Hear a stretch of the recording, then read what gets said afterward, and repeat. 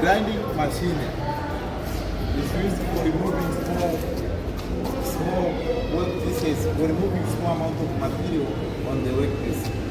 So we have this one, rough one, and the fine one. So it is get two wheels but perform different functions. The cold one is used for removing large material, but the fine one is used for removing small amount of material on the workpiece. We have what we call hydraulic bondages.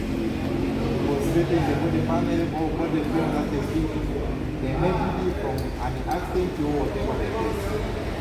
Yeah, hydraulic bondages. Concentrating the body panel or body frame. What about the weighing machine? For instance, you want to know how is the kind of this one? The weighing machine. We don't have the weighing machine here.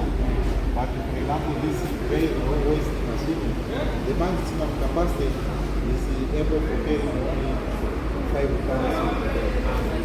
More than 5 tons, I cannot deliver it. Yes.